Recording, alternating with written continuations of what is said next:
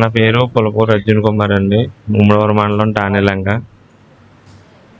నిన్న మా మిసెస్ గారు డ్యూటీ నుంచి రాగానే తీసుకొచ్చాను. ఆవిడ ఏమన్నారంటే, స్టేషన్కి వెళ్దాం పదా అన్నారు. స్టేషన్కి వెళ్ళేటప్పటికి ఎందుకు స్టేషన్ అని అడిగానండి.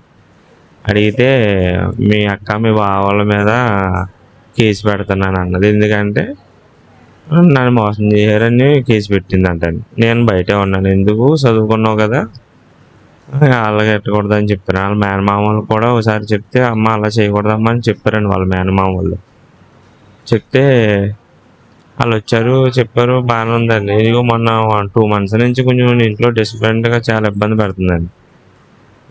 అలాగ ఉండడం, ఇలా కొట్టడం జరుగుతుందండి. నిన్నేమో స్టేషన్ నుంచి ఇంటికి వెళ్ళిపోయిన వెంటనే కొంచెం యాసిడ్ బిర్యానీ పట్టుకొచ్చారండి. బిర్యానీ పట్టుకొచ్చాను, తిన్నారు.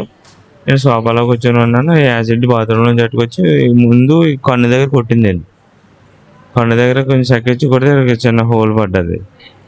తర్వాత యాసిడ్ పట్టుకొచ్చి నడ్డి మీద టీషర్ట్ వెనకాల ఇలా లాగి యాసిడ్ పోసిందండి. నేను గబగబా టీ షర్ట్ తీసేసి కిందకి పరిగెట్టుకెళ్ళి పేటలోకి వెళ్ళిపోయానండి. నా మీద కుర్రోళ్ళు అంబేద్కర్ బొమ్మ కాడ కూర్చుంటారు.